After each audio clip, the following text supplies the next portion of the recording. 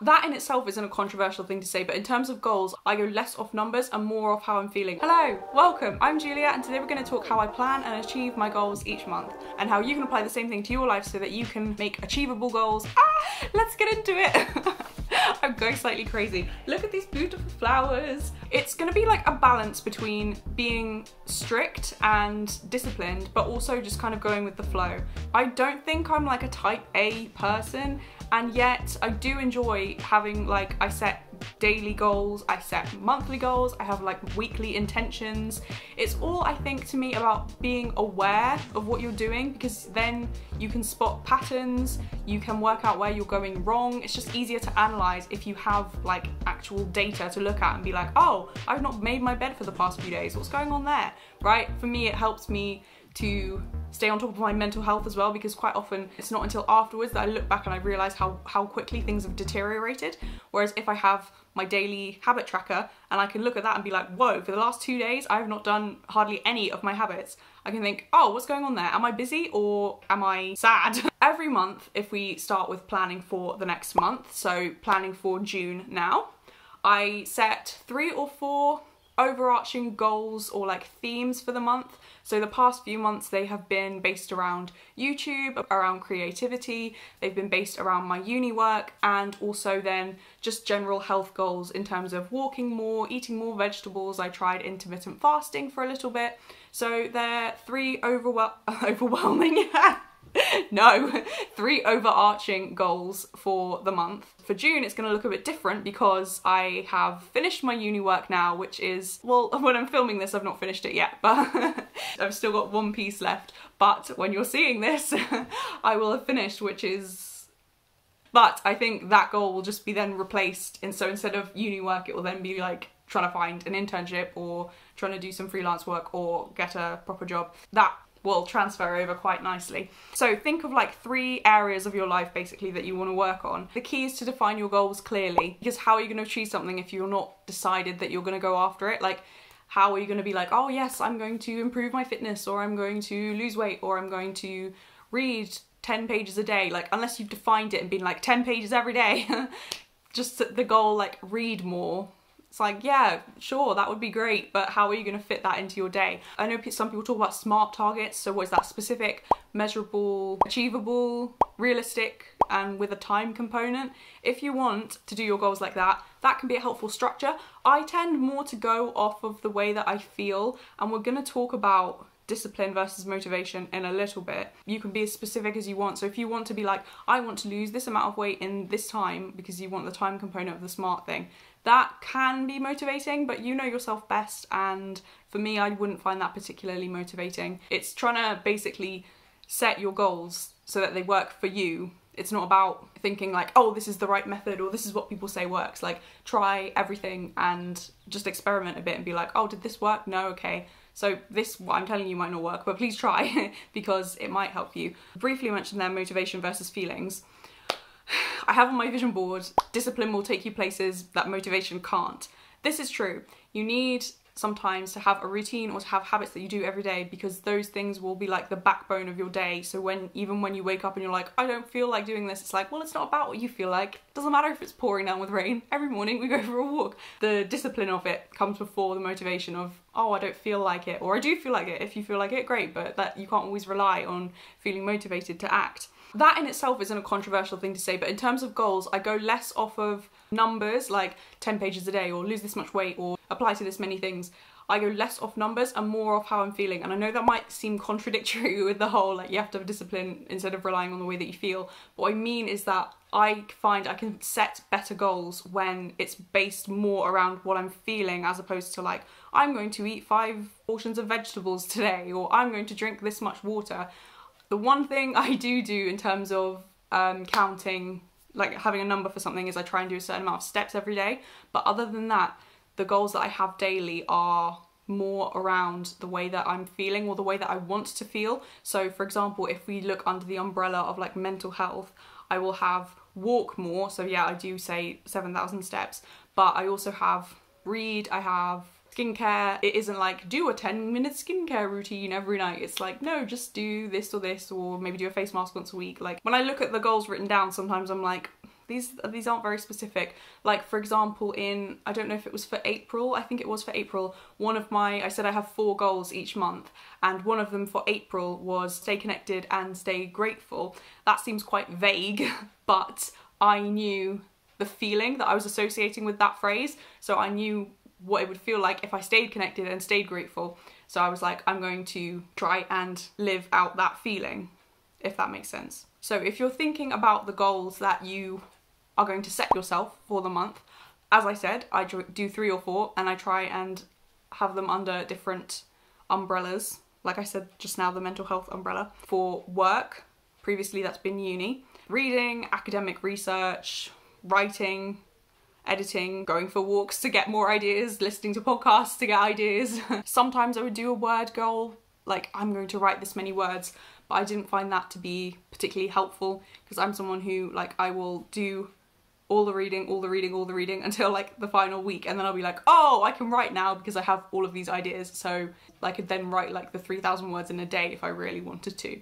But so it's not really helpful to have like a word goal. That again is where you need to know yourself and be like, do I need this structure of I'm gonna write 1,000 words a day, or I'm gonna work out this many times a week, or can I go more off of the way that I feel, because I know that I will eventually, if I have the goal, I will eventually get to the end point. Like I had the deadline, so I was like, I know I'm gonna write these words, it's just a question of when, and I don't have to force myself to do it beforehand or be like, I need to write 500 words today. Other umbrellas, we talked about mental health. I kind of do like health / mental health, physical health, all kind of under one thing. So we talked about walks, workouts.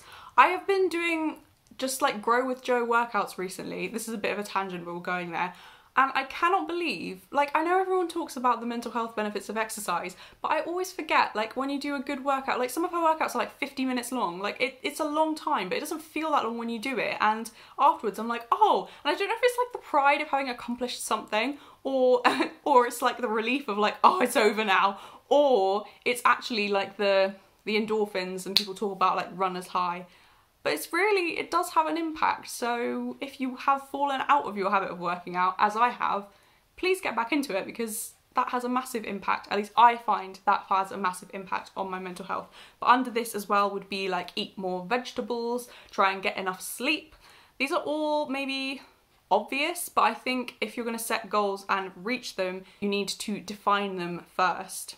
That's what we're doing with these umbrellas. I also have creative goals every month, so I am making YouTube videos every month. That is a goal. So that is editing, thinking of ideas, making the thumbnail, taking pictures, whatever it is. I also, in terms of creative goals, I've put under that like watching TV, like catching up on new shows. So this month there's new episodes of Succession and of Barry that I want to watch. I guess that's not necessarily a goal. Well, watching it is a goal. It's something that I want to do, and it makes sense for me to record this stuff. I document quite a lot of things. I mean, I started a YouTube channel, like I'm into making star charts or just writing like what I did. I journal every day, like very much like noting things down to be able to be like, oh yes, I've watched episode whatever of Succession. So good.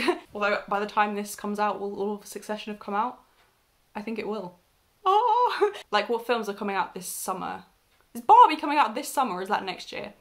I class all of this under creative stuff. So not only the stuff that I'm making, like the YouTube videos, or if I want to do some writing, some painting, but also just like consuming creative content as well. So I talked about recording things. I am big on journaling. It helps me so much to make sense of what I'm feeling and to deal with what I'm feeling. For me, journaling like underpins all of this in terms of planning and achieving your goals. I journal every day. I have weekly intentions that I set every week. These are, I do like 4 or 5. I don't know what they are for this week. We're not going to go into that. But the first one is always I will stay sober, and then normally it's like I will take deep breaths and I will be kind, and then the other ones are dependent on the week, like I will submit my essay, or I will post 2 YouTube videos, or I will finish this book. And I have my daily habit tracker that I go through. When I'm talking about journaling, documenting, you've got to have some awareness of what's happening. If you're trying to like lose weight, or if you're trying to read more, it needs to be a conscious effort. You can't just be like, oh, I want this thing, but then kind of just sort of meander your way to it. Like it's not going to happen. You're not going to get there. You need to sit down and be like, okay, how am I going to do this? I also do a weekly review, which is again helpful to like do a check-in. It might sound like a lot, but this probably only takes like 20 minutes, not even like 10 minutes to do a weekly review and just think about some things. I will insert the questions here that I ask myself every week. Doing the weekly review helps your monthly goals because you're like, oh, am I on track? Yes, fine. And if not, you're like, okay, what do I need to adjust going into the next week to make sure that I get back on track to achieve this goal of walking an average of this amount of steps, or reading this book, or putting in time to paint every day and fitting that into my day. How can I do that so that by the end of the month I can look back and be like, oh yes, I did a good effort there with that goal. I'm happy with it and I'm gonna either continue or adapt or change, whatever. I've got a few journaling videos. I will leave one up here in the cards and also some more in the description if you want to check them out. As I was just talking about the weekly review and how helpful that can be in terms of reaching your goals. On a daily basis, something that is really good to bear in mind is remove any obstacles that are gonna get in your way. You can have, or at least for me, I can have like a no excuses kind of attitude, which is very rigid and very like, you said you're gonna do this, you're gonna do it, or why aren't you doing this? Why have you not reached your steps goal? I thought you wanted to do this. I can like, not bully myself, but I can think, no excuses, like, get back to work. What are you doing? But I don't think that's particularly helpful in that it's just sort of steamrolling over your feelings. If again, we're going back to discipline versus motivation, sometimes you do just need to be like, no, I'm going to the gym today, or I'm going for a walk, or I'm doing my workout. And you do need to be like, no excuses. But I think if you're gonna think about what's stopping you, that can be more helpful over the long term, because you're like, why am I consistently not doing this thing? And what can I do to make it easier that I actually achieve this goal? One example, if we're talking about removing obstacles, is I noticed that despite my walking target, I did not want to go for a walk. Like, I would go for a walk in the morning, every morning with the dogs, but after that, I would just not go for a walk. And I'd be like, well, how are you gonna get to your steps goal if you don't go for a walk? What is happening here? So instead of being like, no excuses, get out there, I was like, why is this happening?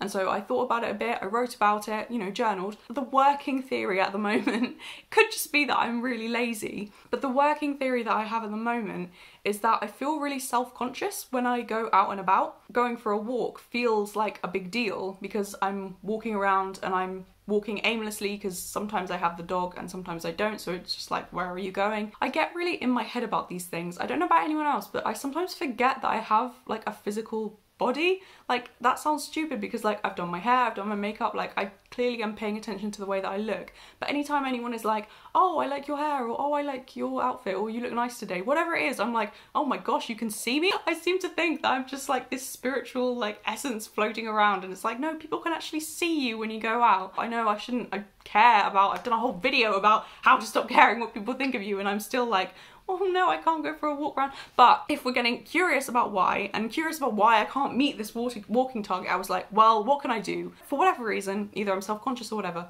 I don't want to go for a walk. What can I do instead to still achieve this goal while still being like compassionate to myself and try and work out what on earth is going on here? And I was like, oh, I can walk around the garden. I'm lucky enough to have a garden. I can literally walk around in my pajamas if I want, and I'm still outside, and I'll just walk and walk and walk around the garden until I get my steps. So that's what I've been doing. That's an example of removing obstacles, because the obstacle there is I'm assuming that I'm self-conscious, or for whatever reason I'm a bit like, oh my gosh, I can't deal with people looking at me. So it's like, okay, what can I do instead? I'm going to walk around the garden. It seems kind of pathetic as I'm saying this, but I hope someone can relate. If you can, please comment below, because I would like to hear your experiences if you've had a similar thing. It's also the thing of people are like, if you leave like chocolates on the side or leave any sweets on the side, like you're gonna eat them, whereas if you put them like in a tin away, you're less likely to eat them, but because they're there. So that's like another thing of removing obstacles. If you're like, I want to eat less sweets, or I want to eat more fruit, make it easier to pick up a banana or an apple and make it more difficult to have some chocolate. I hope this has given you some ideas as to how you can plan your goals and achieve your goals. This is what I do, these are the thought processes I go through, and I have to say I am pretty successful. The key, I think, is not to be, this sounds like I'm such a brag, but they're pretty basic things here. It's like maintenance goals, but it's important in my recovery. I think the main thing is to focus on clearly defining the way you want to feel and acting accordingly, and be like, what would a person who wanted to feel like this do, and act from that, as opposed to like, I don't feel like doing this today. I will leave my monthly resets playlist on the screen. Hopefully you will enjoy them as well. If you enjoyed this video, please give it a thumbs up, and if you'd like to see more from me, please feel free to subscribe. God bless, thank you for watching, and I will see you in the next one.